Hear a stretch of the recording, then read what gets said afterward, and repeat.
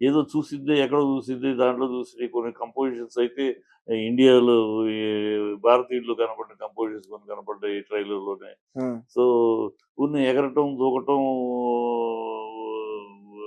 తప్పితే ఏదో I'm unpredictable అనేది కూడా ఒక పంచ్ లాగా కాకుండా దీనిలాగా పంచ్ లాగా లేదు. హ్మ్. ఇప్పుడు పంచ్ స్టైల్ ఎయ్యాలనుకున్నది. అది ఎక్కడో మిస్ అయింది. హ్మ్. ఏదో చెయ్యాలని ఏదో చేసినట్టు అనిపిస్తుంది ట్రైలర్‌లో. పిక్చర్ గూడా ఇవాళ టాక్ అదే వచ్చేసింది. హ్మ్. పిక్చర్ గూడా ఎక్కడ ఇంపాక్ట్ కనపడలేదు. ప్రజల్లోను లేదు, ప్రేక్షకుల్లోను లేదు. ఈవెన్ పబ్లిసిటీ కూడా ఏంటో వాళ్ళు చాలా నార్మల్‌గా వెరీ ఆర్డినరీ సినిమాకి చేసినట్టు చేస్తారు. అంటే వాళ్ళకి ముందే 'దిల్ రాజు' తెలుసు. గారు ప్రొడ్యూసర్. 'దిల్ రాజు' ప్రొడ్యూసర్. హ్మ్. ఇప్పుడు ఒకటేనమ్మా నేను ఎప్పటినుంచో చెప్తున్నా. రేట్లు పెంచమని అడుగుతున్నారు అంటేనే వాళ్ళకి సినిమా మీద కాన్ఫిడెన్స్ లేనట్టే. హ్మ్. సినిమా మీద కాన్ఫిడెన్స్ లేదు. ఉండకపోతేనే ఏమవుద్దేమో మూడో రోజు పడుకుంటదేమో, నాలుగో రోజు పడుకుంటదేమో, 5 రోజులు ఎంత పిండాలో అంత పిండేసుకుందాం అనే తాపత్రయంకే ఈ రేట్లు పెంచండి. మాకు అది ఇవ్వండి, ఇది ఇవ్వండి. ఇప్పుడేం పెంచుతారు రేటు? పెంచిన రేటుకి వచ్చేవాడు ఉండాలిగా. ఇప్పుడు తగ్గించుకోవాలి రేటు. హ్మ్. ఈ 2 రోజులయినాక మామూలు రేట్లకే సినిమా పబ్లిష్ చేసుకోవాలి. హ్మ్. ఇవి రేట్లు పెంచడం అనేది తప్పుడు ఆనవాయితీ, తప్పుడు. నేను ఖర్చు పెట్టాను సినిమాకి. ఎందుకు ఖర్చు పెట్టాను? బిజినెస్ ఉన్న బట్టి ఖర్చు పెట్టాను.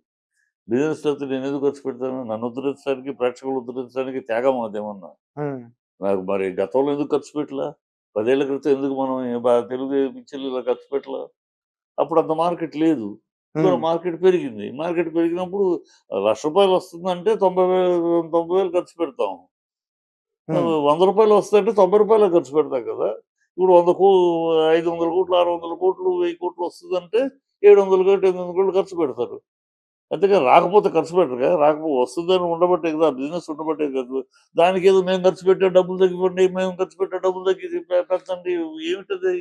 ఆ స్లోగనే దరిద్రపు స్లోగన్. అడుక్కుంటానికెళ్ళటం ప్రభుత్వం దగ్గర, చీప్ అవ్వటం ప్రభుత్వం దగ్గర గతంలో లేదు.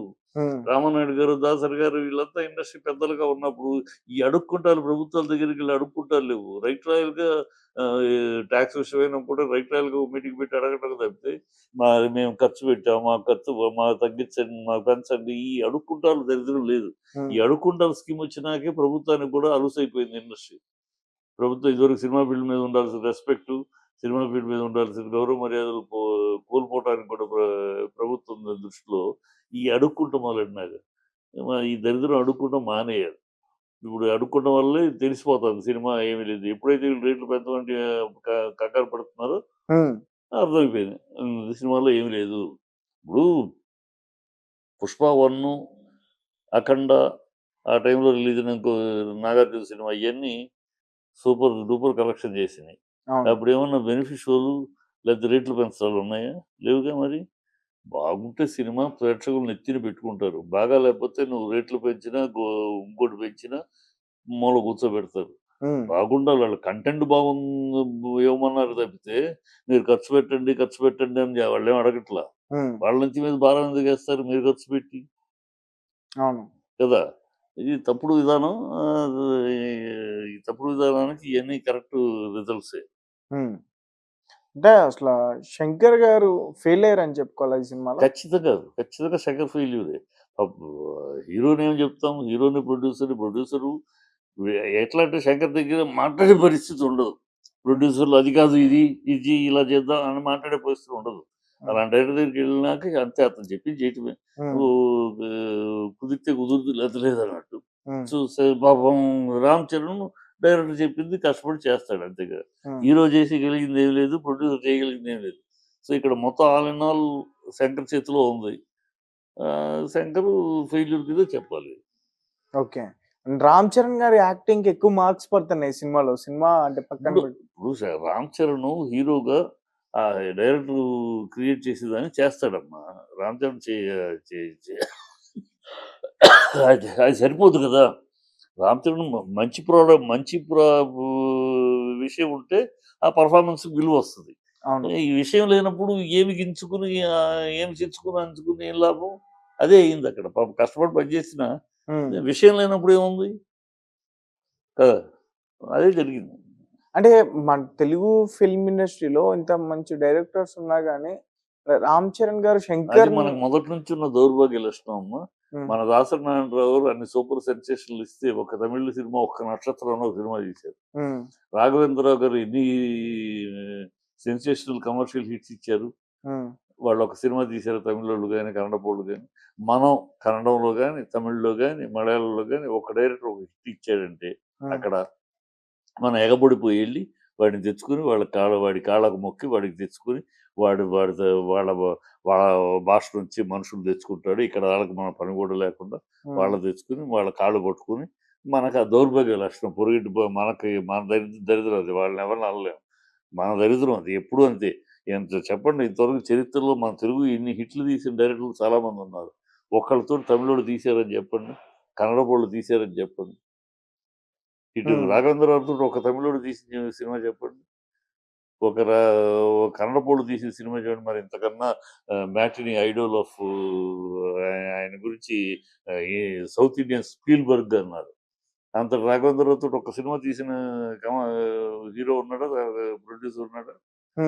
మరి దాసనారాయణరావు సెన్సేషనల్ చరిత్రకారుడు, ఆయనతో ఒక సినిమా తీసి ఒకే ఒక సినిమా ఏదో నక్షత్రం ఒక సినిమా శ్రీప్రియ ఎవరో తీశారు. ఇంకెవరు అసలు అంత మహా. అదే బాలచంద్ర గారు హిట్లు గారు ఎగబడి మనం తీసేసాం. మనకున్న దౌర్భాగ్య లక్షణం అది. పక్కింటోడు పక్కోడు ఈ కాళ్ళు పట్టుకుంటాం, వాడి సంఘం నాకటం మనకు అలవాటు, మన కర్మ అది అంతే. వాళ్ళని ఇంకోళ్ళని అంటానికి లేదు. అని గతంలో కూడా మురుగదాస్ కూడా ఫెయిల్ అయ్యాడు కదా సార్ ఇక్కడ స్పైడర్ గానీ, అయినా చిరంజీవి గారితో స్టాలిన్ గానీ. నువ్వు ఫెయిల్ అయినా సరే మన తెలుగోడి లక్షణం అది. తెలుగోడి లక్షణం ఫెయిల్ అయినా రేపు ఇంకో తమిళోడు ఒక హిట్ ఇవ్వని, ఓ భాస్కర్ తమిళోడు తీసుకొచ్చి ఇక్కడ హిట్ ఇచ్చాడు ఒక సినిమా, అక్కడ తమిళ్లో ఫ్లాప్. అయినా మనాళ్ళు సినిమా ఇవ్వడానికి సిద్ధంగా ఉన్నారు, అక్కడ ఎవడు ఇవ్వడు. మనాళ్ళు అక్కడ ఫెయిల్యూర్ అయినా సరే ఇతర భాషా దర్శకులు తీసుకొచ్చి నెత్తిని పెట్టుకుంటాం మనకు అలవాటు. అరే మన సినిమా తీద్దాం, మన తెలుగు వాళ్ళు ఉన్నారు, ఉన్నవాళ్ళు సెలెక్ట్ చేసుకుని తీసుకోవాలని కాదు. అక్కడ ఎవడో పీకేడు తమిళ్లో పెద్ద హిట్ ఇచ్చేసాడు, వాడి వెనకాల పరిగెత్తుకుంటూ లోపల వాడికి మళ్ళీ వాడికి డిమాండ్ పెంచి. కరుణాకరన్ తమిళ్లో ఎన్ని సినిమాలు తీసాడు, తెలుగులో మనాళ్ళే తమిళ్లో ఒక హిట్ ఇచ్చాడు అనగానే ఎగబడిపోయి వాడికి సినిమాలు ఇచ్చేసారు. తమిళ్లో ఎవడో ఒకటి అడిగి మనకున్న దౌర్భాగ్యం అది. అది మనం వాళ్ళని తప్పట్లేము, వాళ్ళు వాళ్ళనే చూసుకుంటారు. మనం హిట్ ఇచ్చినా సెన్సేషన్ సూపర్ డూపర్ హిట్ ఇచ్చినా మన తెలుగు డైరెక్టర్ వాడు ఎవడో పెట్టుకోడు. మనమే అక్కడ తమిళ్లో ఒక సూపర్ ఇచ్చాడు, వాడి వెనకాల వెళ్ళిపోయి వాడి ముందు చేతులు కట్టుకుని వాడిని బతిమాలుకుని ఏదో అసలు ఈ దరిద్ర బుద్ధి, మన దాస్య బుద్ధి మన తెలుగుడిది. కానీ రామ్ చరణ్ గారు ఇప్పుడు ఆయన బుచ్చిబాబు గారికి సెకండ్ ఫిల్మ్, అది కూడా పాన్ ఇండియా. సో మరి ఆయనకి ఛాన్స్ ఇచ్చారు కదా.